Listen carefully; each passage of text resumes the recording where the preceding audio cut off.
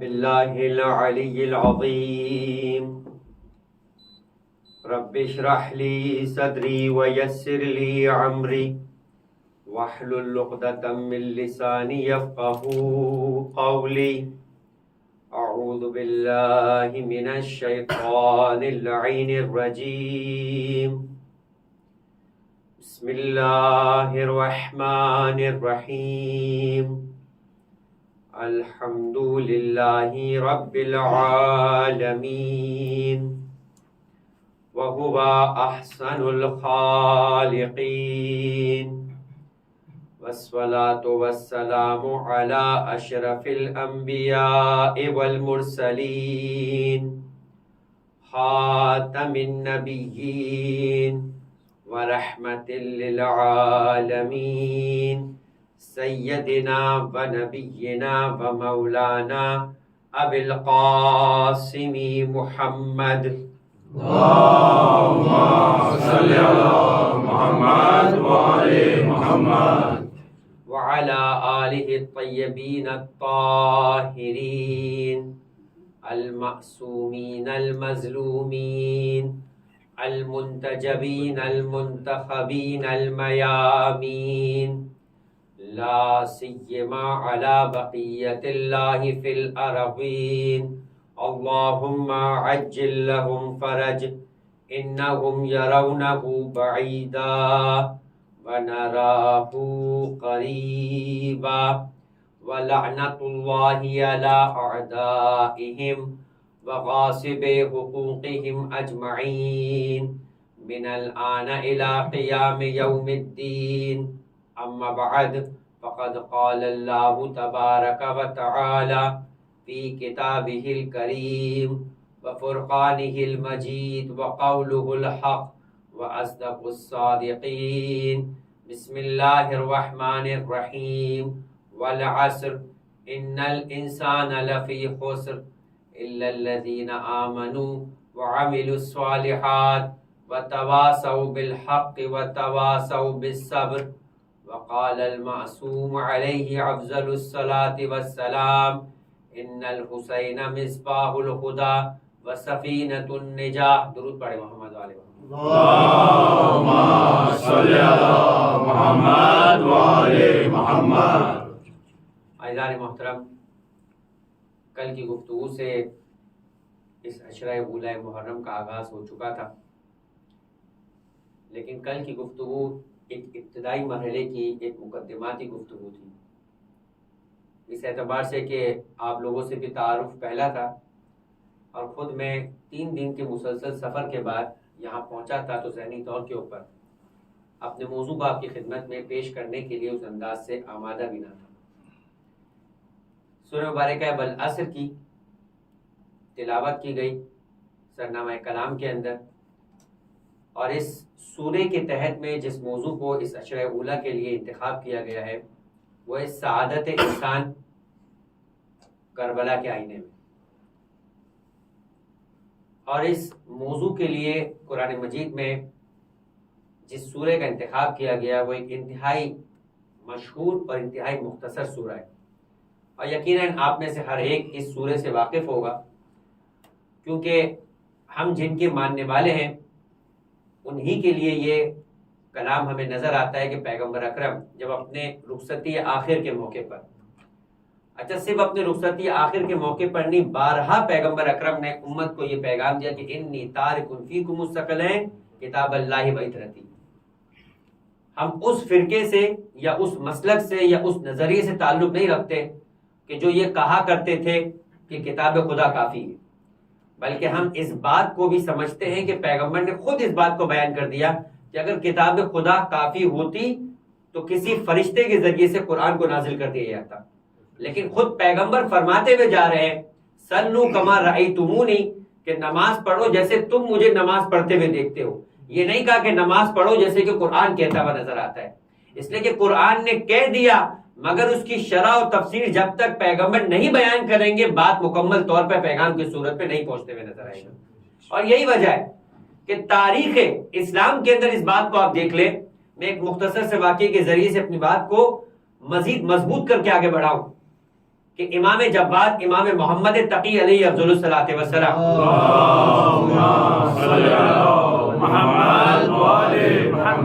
آپ اور ہم سب واقف ہیں کہ امام جواد کا دور اور پیغمبر اکرم کا دور کتنا فاصلہ تھا. امام جواد کون سے نمبر کے امام ہیں ہمارے؟ 90 نمبر کے امام. اس کا مطلب یہ ہے کہ معصوم کے اعتبار سے 11ویں نمبر پر ہے. تو 11ویں معصوم ہے اور پیغمبر پہلے معصوم تھے. تو سلسلہ ہے اگر تعداد کے اعتبار سے بھی دیکھا جائے تو 10 معصوم کے بعد. اور اگر سن ہجری کے اعتبار سے پوچھا جائے کہ پیغمبر اپنی وفات کے بعد 11 ہجری رکھتے تھے. 28 سفر یا مسلمانوں کے اختلاف کے اعتبار سے ربیع الاول ہی مان لیا جائے تو 11 ہجری سن پر تو سب کا اتفاق ہے. اور امام جواد کی ولادت کب ہو رہی ہے؟ رجب کے مہینے میں 195 ہجری. یعنی اگر آپ اس انداز سے سمپل کیلکولیشن بھی کریں اور حساب کتاب کریں تو 180 سال سے زیادہ کا فاصلہ ورک آ چکا تھا. مسلمانوں کو اپنے ابتدائی مسائل کے اندر اور اجتماعی بنیادی مسائل میں کہاں تک پہنچ جانا چاہیے تھا. کتنے علماء گزر گئے, کتنے محدثین گزر گئے, کتنے خبر نقل کرنے والے گزر گئے, کتنے اصحاب چلے گئے, تابعین چلے گئے, تبع تابعین چلے گئے. بھئی اصحاب اسے کہتے ہیں جس نے نبی کو نبی کے دور میں دیکھا ہو, نبی کو نبی کے دور میں دیکھا ہو حالت ایمان پر. بھئی دیکھنے والا تو ابو جہل بھی تھا, مگر ہر نبی کو دیکھنے والا اصحاب تو نہیں کہلائے گا. ہماری تعریف تو اس سے بڑھ کر ہے کہ حالت ایمان پر دیکھنے والا ہی صحابی نہیں ہے, حالت ایمان پر مرنے والا بھی ہو تو صحابی ہے. اور کیجئے گا ادارے محترم, حالت ایمان میں دیکھنے والا ہی نہ ہو بلکہ حالت ایمان میں مرنے والا ہو. اسی لیے شہزادی نے خلیفہ کے دربار میں جا کر یہ خطبہ جب دیا تھا جسے خطبہ فتق کہتے ہیں, اس خطبہ فتق کے درمیان کے اندر شہزادی نے کہا تھا لا تموتن الا انتم مسلمون. بہت غور کیجئے گا, فرمایا واتقوا اللہ حق تقاتی, کہ دیکھو تقوی اختیار کرو. تم میں سے ہر ایک کہے گا کہ ہم نے تقوی اختیار کیا, مگر قرآن کہہ رہا ہے واتقوا اللہ حق تقاتی, ایسا تقوی اختیار کرو جو تقوی اختیار کرنے کا حق ہے. تم میں سے ہر ایک اپنے آپ کو متقی کہے وہ کافی نہیں ہے, خدا بھی اسے متقی قبول کرے تب جا کے تقوی بنے گا, اس کے بغیر تقوی نہیں ہے. اور یہی وہ تقوی ہے جو ہمارے معاشرے کے اندر بہت زیادہ غلط فہمی کے انداز سے موجود ہے. ہر ایک اپنے انداز سے نیکی کر رہا ہے اور اپنے آپ کو نیکوکار سمجھ رہا ہے. چوتھے امام کے دور میں یا بعض روایتوں میں چھٹے امام کا دور تھا. ایک ایسا ہی شخص مدینے میں انتہائی معروف تھا, بہت سنا ہوا واقعہ ہے, اور سب کہتے تھے کہ مدینے میں اس سے بڑا کوئی سخی نہیں, مدینے میں اس سے بڑا کوئی نیکوکار نہیں ہے, مدینے میں اس سے بڑا گویا کوئی سوشل ورکر نہیں ہے. میں آج کے اعتبار سے بات کروں کہ اس سے بڑھ کر کوئی ہمدرد اور غمگسار نہیں ہے, لوگوں کے بارے میں ان کی تکلیفوں کو سمجھنے والا نہیں ہے. اہل بیت علیہ السلام اپنی اس صفت کے اندر بے درجہ کمال پہنچے ہوئے تھے. سید سجاد نے بھی اس شخص سے ملاقات کرنا چاہی کہ واقعاً ایسا فرد ہے, روایتوں میں موجود ہے کہ پیغمبر فرماتے ہیں کہ یہ میرا فخر ہے کہ میں 2 ایسے افراد کے زمانے میں پیدا ہوا کہ جو اپنی صفت عدالت کے اندر اور صفت سخاوت کے اندر اپنے مرجع کمال پہ پہنچے تھے. ایک ایران کا بادشاہ کہ جو مشہور تھا نوشیروان عادل, اور ایک حاتم طائی. روایت میں موجود ہے کہ اگر سخی شخص ہوگا تو کافر بھی ہو خدا جہنم میں ڈالے گا مگر جہنم کی آگ اسے جلائے گی نہیں, کیونکہ صفت سخاوت خدا کی صفت ہے, اور اگر یہ کسی بندے کو مل جائے تو اسے کمال تک پہنچاتی ہے. یہی وجہ ہے کہ بنی اسرائیل کے ایک شخص نے خواب میں دیکھا کہ فرشتے نے آ کر اسے اس بات کی اطلاع دی کہ تمہیں خدا نے یہ چانس دیا ہے کہ تمہاری زندگی کے 2 حصے کر دیے جائیں گے. ایک حصہ جو تم چاہو تو ابتدائی ہوگا یا چاہو تو اختتامی ہوگا. مثال کے طور پہ اس کی زندگی کے 30 سال رہ گئے, کہا کہ بھئی 15 سال کے 2 حصے بنا لیے جائے. 15 سال کا حصہ پہلا حصہ ہو گیا, 15 سال کا حصہ دوسرا حصہ ہو گیا.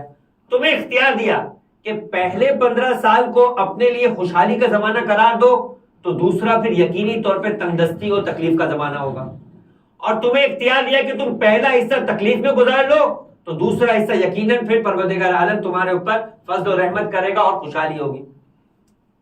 اب آپ اور میں ہوتے تو ہم بھی یہ شش و پنج میں پڑ جاتے کون سا حصہ لیں. کچھ لوگ کہتے ہیں کہ بھئی زندگی میں جوانی ہے, یہی تو مزہ اٹھانے کا وقت ہے, لہذا پہلے لے لو, بڑھاپے کے اندر خوشحالی ہو بھی تو کس کام کی.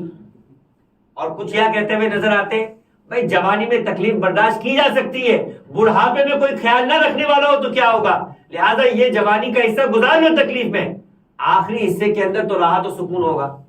اب پریشان ہو گیا, سمجھ میں نہیں آ رہا تھا, خواب سے بیدار ہو گیا. آفر ملتے وقت پریشانی نہیں تھی, آفر کے انتخاب کے وقت پریشانی نے اٹھا دی. ایسا بہت سی دفعہ انسان کو نوکری کے اندر بھی آفرز ملتی ہے جہاں انسان پریشان ہو جاتا ہے. کسی کو تو ملتی نہیں ہے مگر کسی کو ملنا بھی پریشان کر دیا کرتی ہے. اب ایک مرتبہ اٹھنے کے بعد, ویسے تو خود یہ کہا جاتا ہے کہ بھائی عورت سے کبھی مشورہ مت لو, اگر لو بھی تو اس کے برعکس عمل کرو, لیکن بالآخر اس کی بیوی نیک تھی. یہ ان کے بارے میں جو معاشرے کے اندر عام قسم کا مزاج ہے کہ جہاں پر عورت کی فطرت میں لالچ ہو, لیکن اگر عورت با ایمان ہو, نیکوکار ہو, تو اپنے مرد کو نماز بے نمازی سے نمازی بنا دیا کرتی ہو, بے ایمان سے ایمان پہ لے کے آیا کرتی. حبیب ابن مظاہر کا واقعہ تو آپ کے سامنے, جب منزل مصائب پر آئیں گے تو بیان کریں گے کہ کیسے حبیب کی زوجہ نے حبیب کو کہا تھا کہ حبیب تم یہ کہہ رہے ہو کہ دو شہزادوں کی جنگ ہے, یہ شہزادوں کی جنگ نہیں ہے, یہ رسول اور ابو جہل کی جنگ ہے, یہ علی اور حاکم شام کی جنگ ہے. لہذا حبیب ابن مظاہر خود صاحب فہم و فراست تھے, مگر زوجہ نے ان کے قدم کو مزید استحکام عطا کیا. زوجہ اگر حبیب جیسی ہو تو حبیب کو کربلا بھجوا دیا کرتی.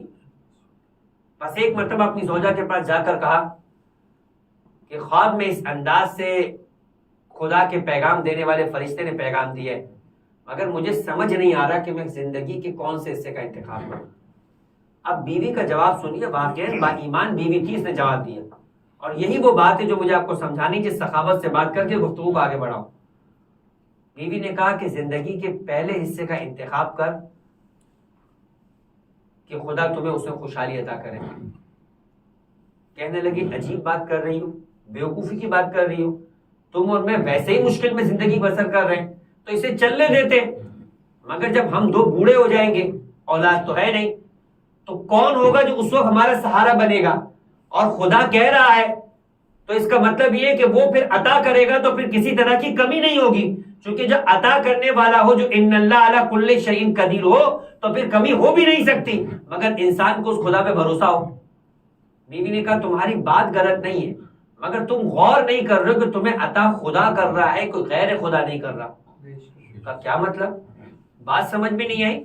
عطا تو بالآخر خدا کرتا ہے. کہا نہیں, ایسا نہیں ہے, انسان دنیا میں عطا خدا کرتا ہے, مگر جس سبب سے عطا کرتا ہے پھر اسی سبب کے سامنے جھک جایا کرتا ہے. مسئلہ یہاں سے خراب ہوتا ہے, مسئلہ یہاں سے خراب ہوتا ہے.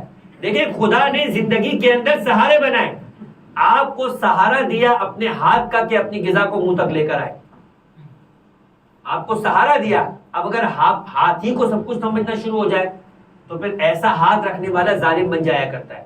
لیکن اگر وہ سمجھتا ہو کہ یہ ہاتھ خدا نے دیا ہے, وہ اس کی طاقت کو روک سکتا ہے, اس کو پیرالائز کر کے اس کو فارغ بھی کر سکتا ہے, تو پھر وہ اس خدا کا شکر ادا کرتا ہے, ہاتھ کی طاقت پہ اتراتا نہیں. غور کیجئے گا ادارے محترم. بیوی نے کہا تم نے غور نہیں کیا, یہ عطا کرنے والا خدا ہے. تو کہا میں نے کب منع کیا عطا کرنے والا خدا نہیں ہے. کہا سمجھانا یہی کہ جب عطا کرنے والا خدا ہے اور وہ تمہیں عطا کرے گا تو جس زندگی کے حصے میں عطا کرے گا کیا اس میں کوئی کمی کرے گا. کہا نہیں, اس کا وعدہ ہے کہ زندگی کے پہلے حصے میں تو مسلسل عطا ہے. کہا جب وہ مسلسل عطا کرے گا, اس کی عطا میں کمی نہیں ہوگی, تو ہم اس کی عطا میں کمی بھی نہیں کرنے دیں گے. کیا مطلب. کہا ہم اتنا خدا کی بارگاہ میں بانٹیں گے, اتنا مخلوق خدا کو دیں گے کہ وہ خدا خود زندگی کے دوسرے حصے میں کہے گا جب اس بندے نے پہلے میری عطا پر میری مخلوق کو مایوس نہیں کیا, میں ایسے ہاتھ کو کیسے عطا کرنے سے روک دوں, وہ زندگی کے دوسرے حصے میں بھی عطا کرتا رہے گا. اور کیجئے گا اذان محترم, ہمارا اور آپ کا مسئلہ یہ کہ ہم خدا کی آئی ہوئی عطا کو اپنے تک روک لیا کرتے ہیں. اگر یہ عطا رکے نہیں تو یقین کرے پروردگار عالم جس طرح سے دنیا میں فرشتوں کو رزق عطا کرنے پر معمول کر رہا ہے, ان فرشتوں سے بڑھ کر اپنے بندوں پر رحم کرتا ہے. اور خدا خود کہتا ہے کہ جب اس نے میری عطا میں کمی نہیں کی تو میں بھی اپنی عطا میں کمی نہیں کروں گا. مگر انسان بانٹنے والا بنے, انسان اس انداز سے ریسورسز کو شیئر کرنے والا بنے. یہ چاہے خمس ہو، چاہے زکوٰۃ ہو، چاہے خیرات ہو، یہ سب کچھ اسی فلسفے کے تحت ہے. کہیں پروردگار نے کہہ کر متوجہ کیا ہے اور کہیں انسان کو خود چھوڑ دیا ہے کہ ہم نے تمہیں اشارے دیے ہیں، اس کام کو بڑھانا تمہاری ذمہ داری ہے. جو انسان بڑھاتا ہے خدا ایسے ہاتھوں کو روکتا نہیں. بس یہ بات ذہن میں رکھیے گا. اب جب ایسے ہاتھوں کو خدا اپنا ہاتھ بنا دیتا ہے تو پھر اگر یہ جہنم میں چلا بھی جائے تو صرف اس سخاوت کی صفت کی وجہ سے پیغمبر فرماتے کہ آپ آگ اسے جلائے گی نہیں. اب بہرحال یہ صفت سخاوت سے ہم نکلے تھے، مگر یہ صفت سخاوت اپنی صحیح نہج کے اوپر اور صحیح انداز میں ہو. وہ انداز نہیں ہو کہ انسان یہاں سے لوٹ کر وہاں پر دیتا ہوا نظر آئے. لہذا سید سجاد نے جب اس شخص کی صفت سخاوت کو سنا، ہماری بات کہاں سے چلی تھی کہ واتقوا اللہ حق تقاتی. شہزادی نے فرمایا تھا کہ تقوی اختیار کرو ایسا کہ جیسے تقوی خدا نے کہا ہے، وہ تقوی نہیں جو تمہیں خود بنا رہے ہو، جسے بنا کر تم خلافت کی مسند پہ بیٹھ چکے ہو، جسے بنا کر تم لوگوں کا حق غصب کر رہے ہو اور اس کے بعد کہہ رہے کہ ہم نیکی کر رہے ہیں. لہذا سید سجاد نے جب اس شخص کی صفت سخاوت کے بارے میں سنا تو ایک مرتبہ اس کی تلاش میں نکلے. مل گیا وہ فرد. اب کیا دیکھا کہ وہ شخص مدینے سے باہر کی طرف جا رہا ہے. راستے میں ایک نان بھائی نظر آیا. نان بھائی روٹی بیچ رہا تھا. کبھی روٹی اندر لینے جا رہا تھا، کبھی روٹی باہر لا کے دے رہا تھا. جس کو باہر دے رہا تھا اس سے پیسے لے کے پھر اندر جا رہا تھا. جب ایک مرتبہ ذرا سی اس کی آنکھ چونکی تو اس نے 2 روٹیاں وہاں سے اٹھا لی اور بغیر پیسے دیے دکان سے باہر نکل گیا. سید سجاد یہ ماجرا دیکھ رہے. کچھ اور دور آگے گیا، ایک پھل فروش نظر آیا. وہ پھل بیچ رہا تھا. بھیڑ لگی تھی، مجمع موجود تھا. آنکھ بچا کر اس نے 2 پھل بھی اٹھا لی. اب 2 روٹی وہ 2 پھلوں کے ساتھ مدینے سے باہر نکل پڑا. راستے میں اسے ایک فقیر نظر آیا، نابینا تھا، معذور تھا. اسے بیٹھ کر اس نے وہ روٹیاں اور پھل کھلا دی. سید سجاد سارا معاشرہ سارا کا سارا جو ہے وہ یہ صورتحال دیکھ رہے اور سارا کا سارا واقعہ ملاحظہ کر رہے. جب وہ اس کام سے فارغ ہو کر اور آگے بڑھا تو سید سجاد نے اب اس کے کندھے پر ہاتھ رکھ دیا. دیکھیں یہ ہمارے معاشرے کی صورتحال ہے. چاہے قرآن کے واقعات ہو، چاہے معصومین علیہ السلام کے زمانے کے حالات ہو، یہ سارے قیامت تک کے زمانے کے لیے ہماری ہدایت کے لیے بیان کیے جاتے ہیں. یہ واقعہ نہیں ہوتا. یہ صرف کہانیاں اور سٹوریز نہیں ہوتی کہ جسے بیان کیا گیا ہے. یہی واقعہ ہے جو 1400 سال سے چلے جا رہے ہیں، مگر جب بھی سنے جاتے ہیں معصومین سے انسان کو قریب کرتے ہیں. بہت ساری غلطیاں، بہت ساری سوچیں اور بہت سارے ہمارے دماغ کے اندر اس طرح کے آئیڈیاز یہاں پر ڈسکس ہو رہے ہوتے ہیں کہ لوگ اس انداز سے غلطیاں کر رہے ہوتے ہیں. معصوم نے روک کر پوچھا کہ یہ کیا معاملہ ہے. وہ نہیں جانتا تھا کہ سید سجاد، وہ نہیں جانتا تھا کہ یہ فرزند حسین ہے. کہنے لگا کون سا واقعہ؟ اسے تو نہیں معلوم کہ سید سجاد کب سے اس کے ساتھ ساتھ موجود ہے. کہا کہ میں اس وقت بھی موجود تھا کہ جب تو نے نان بھائی سے روٹی بغیر پیسے دیے اس کی آنکھ سے بچا کر لے لی.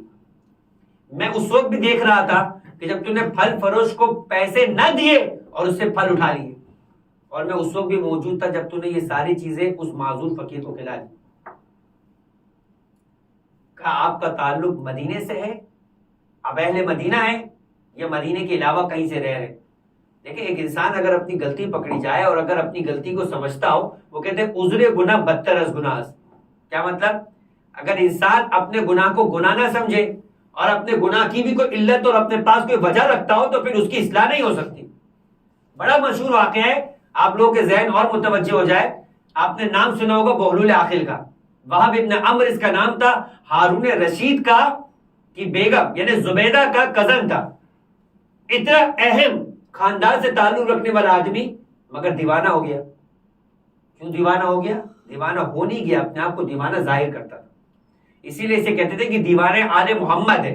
اور ایسے دیوانے آل محمد پر ہزاروں ایسے عقل مند اور ایسے سمجھدار قربان کہ جس نے صرف اور صرف اپنے ایمان کو بچانے کے لیے اپنی دیوانگی کو کیا کیا. ہارون رشید نے کہا میں تجھے قاضی القضہ بنانا چاہتا ہوں. یہ کون سی پوسٹ ہوتی ہے؟ خلیفہ کے بعد پوری مملکت اسلامیہ کی سب سے طاقتور ترین سیٹ کا نام ہوتا ہے chief justice of the government. جج نہیں تھا، ججوں کا جج تھا. مگر جب ساتویں امام سے مشورہ کیا تو ساتویں امام نے ورڈ لکھ کر بھیجا کہ دیوانہ ہو جاؤ، مجنون ہو جاؤ.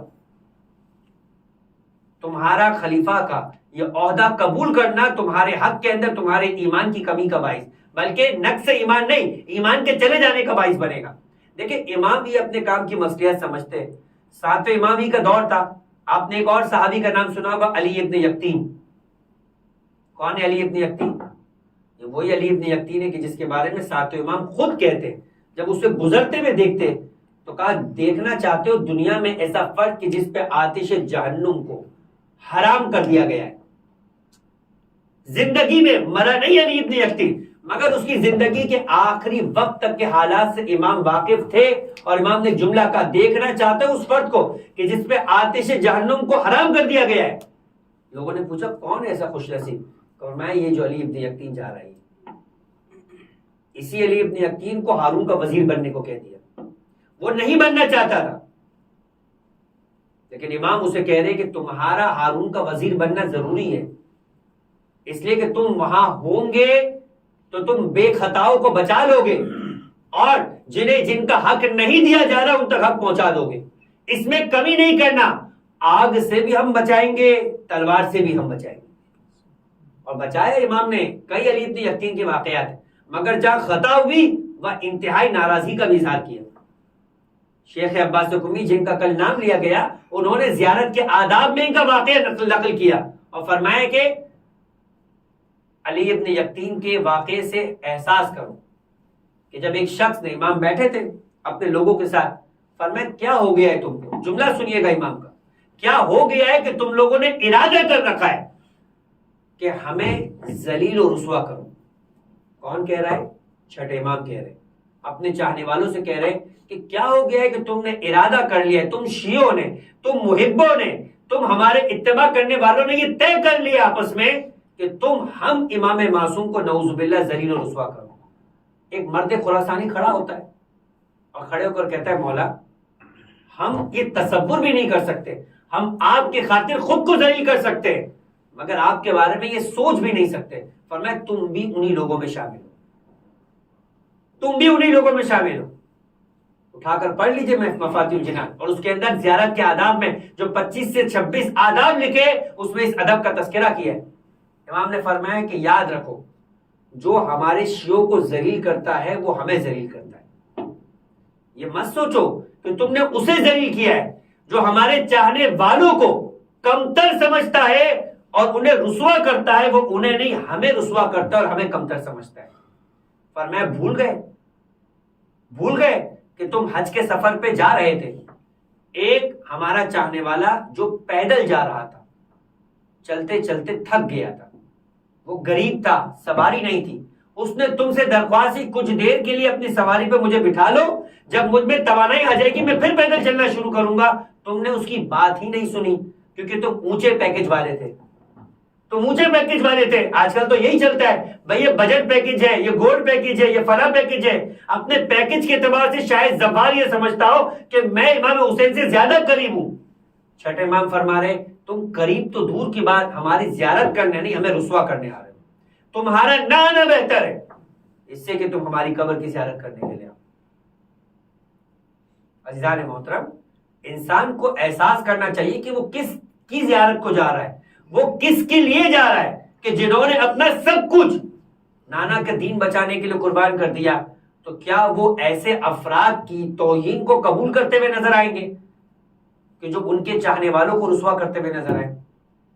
بس علی ابن یقطین کے واقعے کو پھر شیخ عباس قمی نے نقل کیا کہ تمہارا مولا اتنا حساس ہے کہ علی ابن یقطین جیسا بھی جو ہر سال امیر حج بنتا تھا حاکم کی طرف سے، حج پر آتا تھا اپنے حج کی قبولیت کے لیے، ہمارے گھر پر ہمارے در کے اوپر آ کر زیارت کرتا تھا، جب تک مدینے نہیں آتا تھا دوبارہ واپس اپنے وطن نہیں پہنچتا تھا. مگر اس سال جب حج پر آیا اور آ کر دربان سے کہا کہ مجھے ملاقات کرنی ہے، خادم امام اندر جا کر باہر آ کے خبر لے لیا کہ امام نے تجھ سے ملاقات کرنے سے انکار کر دیا. پہلے سمجھا کہ شاید امام مصروف ہے، چلا گیا. اگلے دن پھر آیا. کا خادم نے کہا کہ امام نے کہا کہ ہم تم سے ملاقات نہیں کر سکتے. اب سمجھ گیا کہ کوئی نہ کوئی خطا ہے. ایسا نہیں ہو سکتا کہ فرزند رسول مجھے دوسری بار بھی ملاقات کا شرف نہ عطا کر. اب دروازے پر بیٹھ گیا اور کہنے لگا اب نہیں جاؤں گا جب تک کہ خود امام مجھ سے ملاقات نہ کر لے, میں پوچھ نہ لوں کہ میری خطا کیا ہے.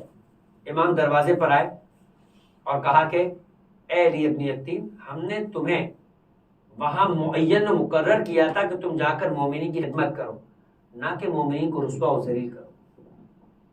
کہا مولا میں نے تو ایسی کوئی خطا نہیں کی. کہا بھول گئے, تم اپنی وزارت کے کاموں میں مصروف تھے. صفوان جمال جو اونٹوں کو کرائے پر دیتا تھا غریب آدمی تھا, یا اس کا نام بعض روایتوں میں ابراہیم جمال ہے. کہا کوفے کے رہنے والا ایک اونٹوں کو کرائے پہ چلانے والا تمہارے پاس ملاقات کو آیا تھا اپنی مشکل لے کر. تم نے جواب دیا کہ ہم مصروف ہیں, ملاقات نہیں کر سکتے.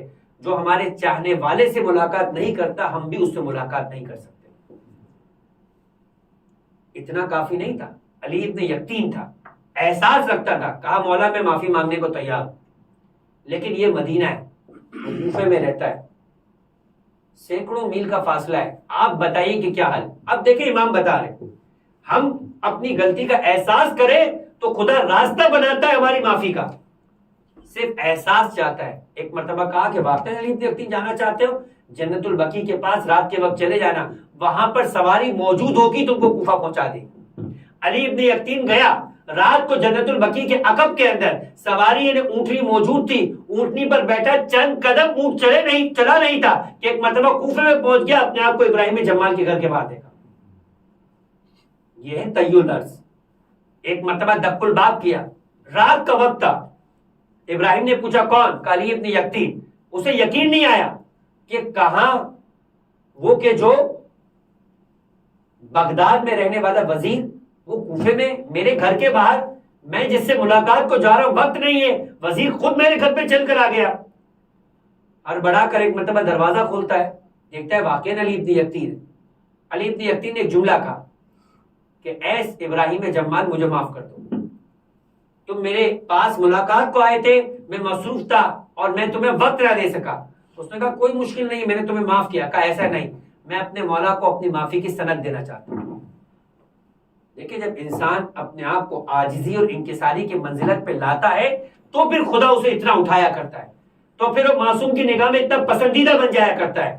اکڑ, تکبر, انا, یہ چیزیں انسان کو نہ معصوم کی نگاہ میں بلند کر سکتی ہے نہ خدا کی نگاہ میں بلند کر سکتی ہے. تھوڑا سا پیسہ آ گیا, علی ابن یقین جتنا پیسہ آپ کے اور ہمارے پاس تو نہیں آیا, اتنا بڑا عہدہ تو نہیں آیا, اتنی بڑی منزلت تو نہیں آئی, نہ دنیا کے اعتبار سے نہ آخرت کے اعتبار سے. ہم اور آپ میں سے کوئی ہے جو کہہ سکتا ہے کہ ہم زمانے کے امام کی نگاہ میں علی ابن یقین ہے؟ علی ابن یقین کی جوتے کی خاک کے برابر بھی نہیں. ہم اور آپ میں دنیا کے اعتبار سے بھی کوئی کہہ سکتا ہے کہ ہم علی ابن یقین ہے؟ ہارون رشید پرندے سے کہتا تھا کہ اڑ, اپنی طاقت پرواز اڑ, تیرے پر کی طاقت ختم ہو جائے گی, میری مملکت کی سرحد ختم نہیں ہوگی. اتنی بڑی سلطنت رکھنے والا, دنیا کے 2/3 حصے پر حکومت تھی ہارون رشید کی. نہ دنیاوی اعتبار سے علی ابن یقین ہے, نہ معصوم کی نگاہ کے اندر علی ابن یقین ہے. وہ علی ابن یقین کہتا ہے کہ نہیں, ایسے معافی نہیں قبول کروں گا. کہا پھر کیا چاہتا ہے؟ کہا میں زمین پر لیٹ جاؤں گا, اپنے رخسار کو خاک کوفہ پہ رکھوں گا, اور تو اپنے خاک آلود قدم کو میرے رخسار پر رکھ کر نشان بنائے گا. میں یہ نشان امام کو دکھا کر معافی کی سند دکھاؤں گا. اتنا آپ اور ہم میں سے کوئی کسی اور مومن کے سامنے اس انداز سے خاضع اور خاشع نظر آتا ہے اپنے امام کو راضی کرنے کے لیے؟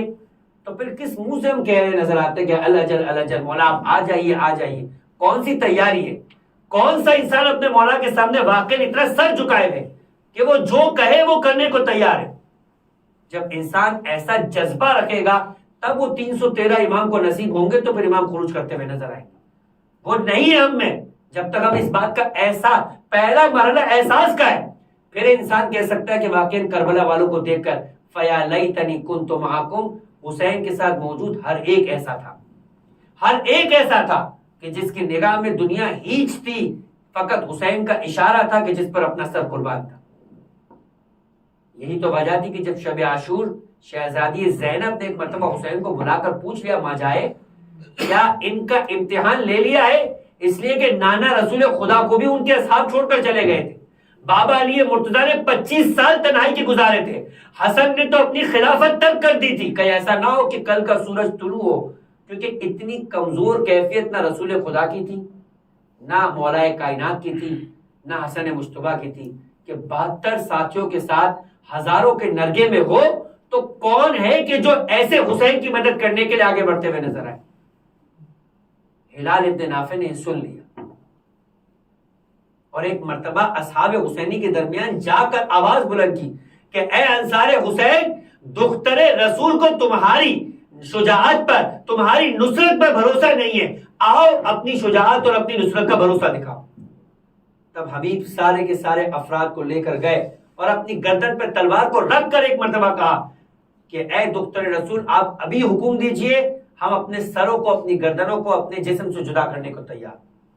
تب حسین یہ کہتے ہوئے نظر آئے تھے کہ جیسے انصار خدا نے مجھے عطا کیے، ویسے نانا رسول خدا کو عطا کیے تھے. 1,00,000 سے اوپر کا مجمع تھا، مگر اس میں حسین جیسے 72 نہیں تھے. علی کے پاس 90,000 کی فوج تھی صفین کے مقابلے میں، مگر ایسے 72 نہیں تھے. حسن کے پاس 40,000 کی فوج تھی، مگر ایسے 72 نہیں تھے. کہ حسین نے کہا جیسے ساتھی خدا نے مجھے عطا کیے ویسے نانا رسول خدا کو دیے، نہ بابا علی مرتضیٰ کو دیے، نہ بھیا حسن مجتبیٰ کو دیے. کہ آج تک ہم اور آپ نہیں رضان محترم، یہ روایت زیارت وارثہ چھٹے امام نے سکھائی ہے. چھٹا امام کہتا ہے رک کر کے کربلا، فیا لیتنی کنت معکم، اے کاش کے اے انصار حسین ہم بھی آپ کے ساتھ ہوتے. معصوم امام جس کے لیے ایسا جملہ بولتا میں نظر آئے، وہ کس مقام پر ہوں گے. پس عزیزان محترم، جب چوتھے امام نے ایک مرتبہ اسے روکا تو روکنے کے بعد اس سے پوچھا، اس نے سوال کیا کہ آپ اہل مدینہ سے ہیں. اس نے اپنی غلطی نہیں سمجھی، وہ اپنے آپ کو اب بھی درست سمجھ رہا ہے. کہنے لگا آپ اہل مدینہ سے. امام نے فرمایا کہ ہاں میں اہل مدینہ سے ہوں. فرمایا کہ آپ کا تعلق عالموں سے ہے یا جاہلوں سے. دیکھیں غور کیجئے گا، ایسے بہت سے پڑھے لکھے ہوتے ہیں کہ جو اپنی دانش میں اپنے آپ کو انٹلیکچوئل سمجھتے ہیں، سمجھدار سمجھتے ہیں، اپنے کام کی غلطی کی اپنے پاس وجہ رکھتے ہیں. کہ آپ کا تعلق عالموں سے اور جاہلوں سے. ایک مرتبہ امام نے فرمایا کہ میرا تعلق جاہلوں سے نہیں. دیکھیں غور کیجئے گا امام کے جملے پر، یہ امام کہہ رہے، آپ اور میں نہیں کہہ رہے. وہ حق رکھتے ہیں کہ اپنے آپ کو عالم کہے،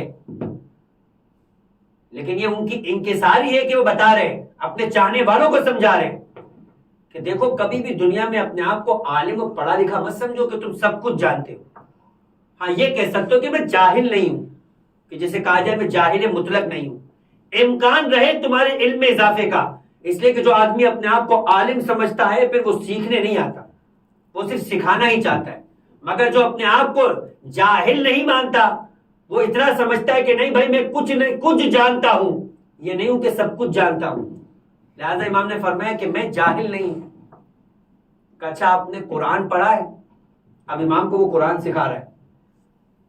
ہمارے معاشرے میں بھی ایسے بہت سے افراد ہوتے ہیں کہ جب آپ کسی کو اصلاح کرنے کے لیے جاتے ہیں تو وہ آپ کو پڑھانا شروع کر دیتا ہے کہ آپ نے قرآن پڑھا ہے؟ امام نے کہا پڑھا ہے. فرمایا کہ قرآن میں نہیں پڑھا کہ پروردگار فرماتے فَلَهُ أَشْرُ أَمْثَالِهَا، کہ جو کوئی ایک نیکی کرتا ہے تو خدا اس کے بدلے اسے 10 عطا کرتا ہے. تو میں نے تو 4 نیکی کی، 2 روٹیاں بھی کھلائی، 2 پھل بھی کھلائے، تو سیدھا سا حساب ہے کہ 4 کو 10 سے ملٹیپلائی کریں تو 40 ہو گیا. تو اگر میں نے 4 گناہ کیے تو کون سی غلطی کر دی، کون سی خطا کر دی؟ 4 غلطیاں کیے، 40 نیکیاں کمائیے، آخر میں نقصان میرا یا فائدے میرا، یہ آپ خود فیصلہ کر لیں. بھائی آپ نہ جاہلوں سے ہے، قرآن بھی آپ نے پڑھا ہے. امام نے فرمایا میں نے تو قرآن پڑھا ہے مگر تو نے قرآن مکمل نہیں پڑھا. قرآن پڑھنا اور مکمل پڑھنا اس میں فرق ہے. پڑھتا تو یزید بھی تھا اور کہتا تھا کہ بھائی شراب پینے کے بارے میں قرآن نے نہیں کہا کہ فَوَيْلٌ لِلشَّارِبِينَ، ہلاکت ہو شراب پینے والوں کے لیے، مگر نماز پڑھنے والوں کے لیے ضرور کہا ہے. ایسے آج ہمارے درمیان بھی مل جاتے ہیں. دیکھیں ایک تو نہ پڑھنا خطا ہے، نہ پڑھنا جرم ہے، مگر اپنے نہ پڑھنے کی علت بھی یزید جیسی لے کر آنا، یہ جرم پر جرم ہے، یہ جرم پر جرم ہے. کھلے عام دربار میں کہتا تھا شراب پیتے ہوئے کہ میں نماز کیوں پڑھوں اور شراب کیوں چھوڑوں. اس لیے کہ شراب پینے والے کے لیے خدا نے ویل نہیں کہا مگر نماز پڑھنے والے کے لیے ویل کہا ہے. سورہ مبارکہ ہے والعصر سے 2-3 سورہ آیتیں پہلے بعد ہی دیکھ لیجیے. سورہ ماؤن ہے. سورہ ماؤن میں خدا کیا کہہ رہا ہے؟ فویل للمصلین. لیکن یہ آدھا قرآن پڑھنے والے ہیں. سورہ مبارکہ بقرہ کی آیت نمبر 26 اٹھا کر دیکھیے گا. قرآن کہتا ہے یضل بہ کثیرا و یہدی بہ کثیرا. یہ قرآن بہت سارے پڑھنے والوں کو گمراہ بھی کرتا ہے اور بہت سارے پڑھنے والوں کی ہدایت بھی کرتا ہے. فیضل الا الفاسقون. جو فسق و فجور کرنے والے وہ قرآن پڑھ کر اسی سے فسق و فجور کرتے ہوئے نظر آتے ہیں. جیسے یزید تھا کہتا ہے فویل للمصلین کا ہے اور کہا ہے قرآن نے. آیت واقعی قرآن کی ہے, اپنی جیب سے نہیں لے کر آیا یزید ملعون. کہنے لگا فویل للمصلین, لیکن آگے کیا آیت نہیں بتاتا کہ الذین هم صاغون والذین هم یراؤون ویمنعون الماعون. یہ ساری کی ساری صفتیں کون سے نماز پڑھنے والے کے علاقت ہے؟ جو نماز پڑھ بھی رہا ہے مگر نماز سے غفلت بھی اختیار کر رہا ہے. جو نماز پڑھ بھی رہا ہے مگر دکھاوے کے لیے پڑھ رہا ہے. نماز ہے خالق کی بارگاہ میں سجدہ کرنا, وہ خالق کو سجدہ نہیں کر رہا, کسی اور کو دکھانے کے لیے اپنے مقام کو سجدہ کرتا ہوا نظر آ رہا ہے. ایسا نماز پڑھنے والا کہ جو نماز تو خدا کے لیے شروع کرے مگر دکھائے خدا کے علاوہ کسی اور کو, تو خدا ایسی پوری نماز پڑھنے والے کے منہ پہ دے مارتا ہے. پیغمبر کے دور میں شہید آغا دستگیر شیرازی گناہ کبیرہ کی پہلی جلد کے اندر اس روایت کو نقل کرتے ہیں نماز کو ترک کرنے کے باب میں. فرمایا کہ ایک تارک الصلاۃ یعنی نماز نہ پڑھنے والا کا امام پنجم نے فرمایا کہ وہ تو ہے ہی جہنمی, کیونکہ کفر اور ایمان کے درمیان فاصلہ ہی نماز کا ہے. لیکن ہم بات کر رہے ہیں نماز پڑھنے والے کی کہ چھٹے امام اپنے بستر شہادت کے اوپر, ابو بصیر کہتے ہیں کہ امام کی زوجہ نے بتایا کہ جب امام کی شہادت ہو رہی تھی تو امام نے ایک مرتبہ اپنے سارے کے سارے گھر والوں کو جمع کر ایک جملہ کہا کہ دیکھو اے میرے اولاد اور اے میرے قریب اور اعزاء, شہادت ہے زہر کے اثر سے تڑپ رہے, ایسے وقت میں جو وصیت ہوگی وہ کتنی اہم وصیت ہوگی. جیسے مولا کائنات نے سر پر تلوار لگنے کے بعد جو وصیت کی تھی جو نہج البلاغہ میں موجود ہے امام حسن مجتبی اور امام حسین کے لیے, ویسے ہی چھٹے امام کہہ رہے. فرماتے امام کہ دیکھو وہی جملہ اور وہی انداز جیسے کہا تھا حضرت موسیٰ سے کہ لن ترانی یا موسیٰ, اے موسیٰ ہمیں کبھی بھی نہیں دیکھا جا سکتا, جو دنیا میں تصور لے کر بیٹھے تھے.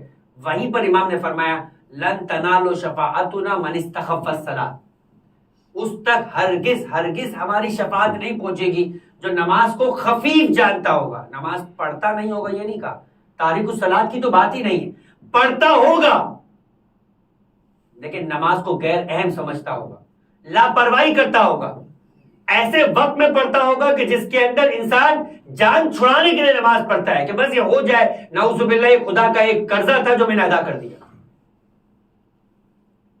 پیغمبر ایک مرتبہ اپنے اصحاب کو جمع کر کے آغا دستگیر شیرازی پوچھتے فرماتے ہیں کہ پیغمبر نے پوچھا اصحاب رسول سے کہ اے میرے ساتھیوں یہ بتاؤ کہ دنیا میں پروردگار عالم کی نگاہ میں سب سے بڑا چور کون ہے؟ سب سے بڑا چور کون ہے؟ اب اصحاب اپنے اپنے اعتبار سے سوچنے لگے. کسی نے کہا جو 1000 درہم کی چوری کرے. اس دور میں عرب کے پاس 1000 سے اوپر گنتی نہیں تھی, آخری گنتی تھی 1000. جب ان کو بولنا ہوتا تھا 10,000 تو کہتے تھے عشرۃ آلاف, ان کو کہنا تھا لاکھ تو کہتے تھے الفا الفین, یعنی 1000 ملٹیپلائی بائی 1000. اس سے اوپر ان کے پاس نہیں تھی. اب یہ عربوں نے انگریزوں سے لے کے ملیارڈ اپنے پاس رکھنا شروع کر دیا یا بلیارڈ بولنا شروع کر دیا, ورنہ عربوں کے پاس نہ اپنے اعتبار سے عربی میں 1000 سے اوپر گنتی ہے نہ 1000 سے اوپر گنتی کا تصور ہے. انہوں نے کہا 1000 دینار چوری کر لیا. اب جو تھوڑا بہت تاریخ جانتا ہے اسے معلوم ہے کہ 1000 درہم چھوٹا عدد ہوتا ہے, 1000 دینار بڑا عدد ہوتا ہے. درہم جب ملٹیپلائی 10 ہو جائے تو 1 دینار بنتا ہے. کہا 1000 دینار چوری کیا, یعنی انہوں نے اپنے اعتبار سے اس سے بڑی چوری نہیں سوچی تھی. کسی نے کہا 1000 ریوڑ کے جانور چوری کر لیے ہو, کسی نے کہا 1000 گھوڑے چوری کر لیے ہو, کسی نے کہا 1000. پیغمبر فرماتے چوری ہے مگر سب سے بڑی نہیں. اب انہیں سمجھ میں نہیں آیا, اپنے اعتبار سے سب بول چکے. کہ اللہ کے رسول بہتر جانتے, آپ ہی بتا دیں. نہ ان اصحاب کی سوچ وہاں تک گئی, نہ ہماری اور آپ کی سوچ جاتی اگر اللہ کے رسول نہ بتاتے. فرمایا کہ دنیا کا سب سے بڑا چور نماز میں چوری کرنے والا ہے. دنیا میں سب سے بڑا چور، اس دنیا میں تو اس کے ہاتھ نہیں کاٹے جائیں گے، مگر قیامت میں اس کا حساب و کتاب چوروں کا نہیں، سب سے بڑے چوروں کا ہوگا. فرمایا اللہ کے رسول یہ نماز میں چوری کیسے ہوتی؟ اور ہم اور آپ سب ایسے ہی چوری کر رہے ہوتے، مگر یہ روایت انسان کو متوجہ کرنے کے لیے، توجہ دلانے کے لیے کہ نماز میں چوری وہ ہے کہ جہاں انسان رکوع اور سجدے کو مکمل طور پہ انجام نہ دے.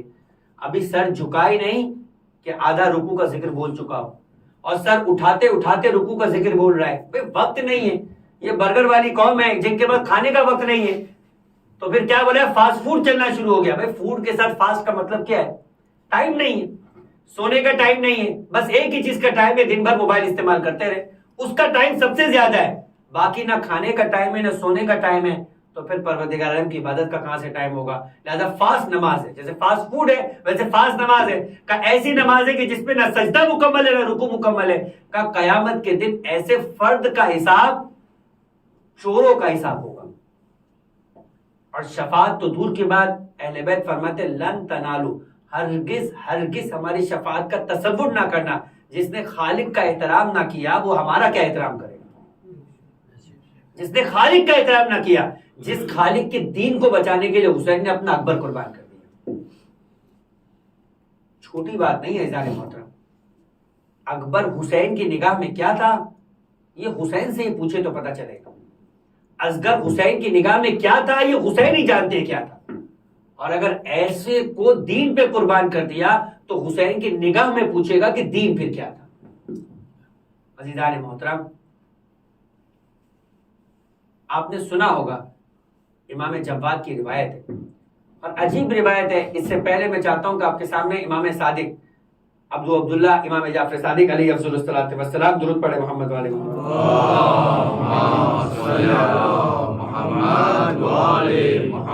کی روایت پیش کروں کہ امام فرماتے ہیں کسی راوی نے آ کر ایک بار سوال کیا. سمرۃ الاواد کی روایت ہے. فرمایا کہ راوی کہتا ہے کہ مولا یہ دنیا کا دستور ہے کہ جب کہیں میت ہو جاتی ہے تو نوحہ ہوا کرتا ہے. آج تو محرم کی پہلی ہو ہی گئی،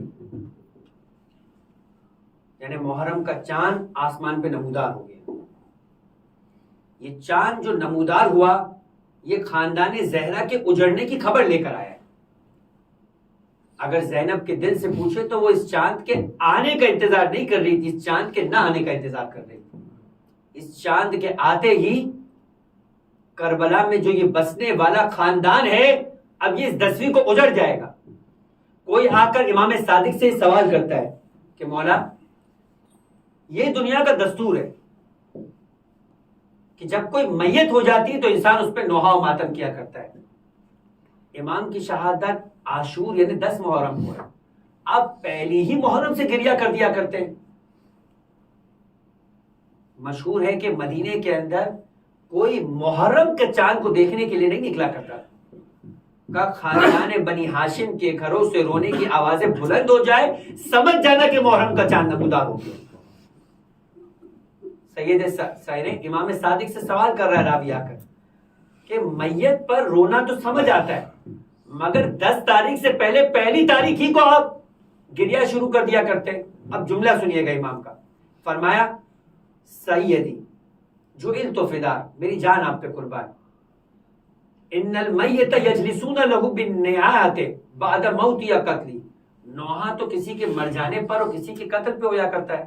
وَأَرَاكُمْ تَجْلِسُونَ أَنَّكُمْ وَشِيَّتُكُمْ مِنْ أَوَّلِ الشَّهْرِ بِالْمَاتَمِ. مگر ہم دیکھتے ہیں کہ آپ پہلی ہی تاریخ سے محرم کی ماتم و صف اضحیٰ کو بچھا دیا کرتے. فقال علیہ السلام، یہ امام کا جملہ سنیے گا. فرمایا یا حاذا، اے شخص، اذا حل ہلال محرم، جب محرم کا چاند آسمان پہ نمودار ہوتا ہے، نشرت الملائکۃ صوب الحسین، ملائکہ حسین کا کرتا آسمان پہ لہرا دیا کرتے ہیں. وہو مخرق من ضرب السیوف، یہ عام کرتا نہیں ہوتا جو جگہ جگہ سے تلواروں اور نیزوں سے چاک ہوا کرتا ہے. وہ ملتق بالدماء، اور خون سے ایک مرتبہ ہی کرتا رنگین ہوتا ہے. فنراہ، بس ہم دیکھتے ہیں، نحن وشیتنا بالبصیرۃ لا بالبصر، ہم اپنی اپنی آنکھوں سے نہیں اب اپنے دل سے اس منظر کو دیکھتے، پھر بتاؤ فتنجر دموعنا، ہماری آنکھیں کیوں نہیں روتے ہوئے نظر آئے گی، ہم کیوں نہیں گریہ کرتے ہوئے نظر آئیں گے؟ امام جماعت فرمایا کرتے تھے کہ دیکھو میرے دادا یعنی میرے جد حسین کی مثال یحییٰ کی مثال ہے، یحییٰ کے سر کو بھی کاٹا گیا، ظالم کے دربار میں بھجوایا گیا، آسمان نے 40 دن تک گریہ کیا، مگر میں کہوں گا امام جواد سے یحییٰ کے سر کو کاٹا گیا، دربار میں بھی لایا گیا، ارے ایک مرتبہ اتنا ہی نہیں بلکہ آسمان بھی رویا، مگر ایک چیز کا فرق تو تھا، وہ یہ کہ یحییٰ کے قتل کے بعد یحییٰ کی بیٹی کو تماچے نہیں مارے گئے، یحییٰ کی عورتوں کو درباروں اور بازاروں میں نہیں لے جایا گیا، ارے یحییٰ کی گھر کی خواتین کو بے مکڑا و چادر نہیں لے کے گیا۔ عزیزوں بس آج میں تذکرہ کرنا چاہتا ہوں اس بچی کا، اس لیے کہ کربلا میں وہ بچی بھی تھی کہ زیارت ناہیہ میں زمانے کا امام ایک مرتبہ کہتا ہے سلام اس بچی پر کہ جس کو سفر نے گال اور رخسار کے رنگ تبدیل کر دیے، ارے کبھی تماچوں سے نیلے ہو گئے، کبھی دروں سے سیاہ پڑ گئے، کرتا جل کر خاک ہو گیا، مگر ایک اور بچی بھی تھی، مجھے نہیں معلوم، بڑا غم یہ تھا کہ مدینے میں رہ جائے اور اس کربلا کی مصیبت سے بچ جائے، یہ بڑا غم یہ تھا کہ سفر پر حسین کے ساتھ جائے، باپ کا کٹا سر رو کے نیزہ پہ دیکھے، عجب نہیں کہ سکینہ کہے فاطمہ صغریٰ تم بڑی خوش نصیب تھی، تم نے اکبر کا چھنا ہوا سینہ نہیں دیکھا، تم نے اصغر کی کٹے ہوئے سر کو نہیں دیکھا، ارے تم نے بابا کی لاشوں پہ دوڑتے ہوئے گھوڑوں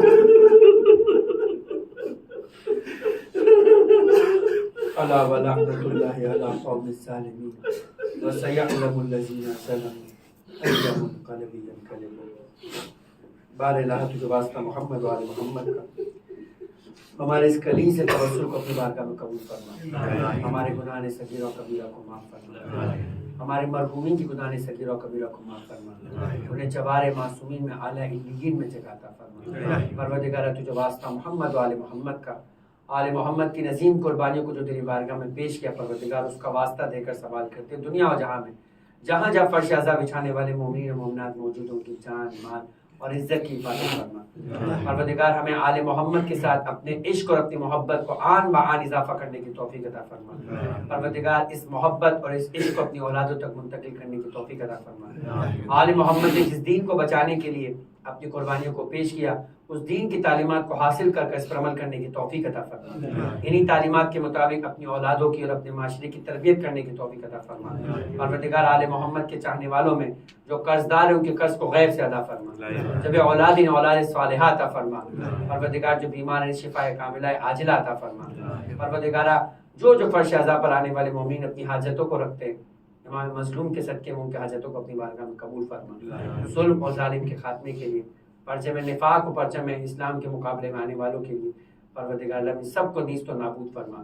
پروردگار آل محمد پہ ڈھائے کے مظالم کا انتقام لینے کے لیے اپنی آخری حجت امام اشرف الزمان کے ظہور میں تعجیل فرما، ہمیں ان کے چاہنے والوں میں شمار فرما، ان کے دل کو ہم سے راضی و خوشنود فرما۔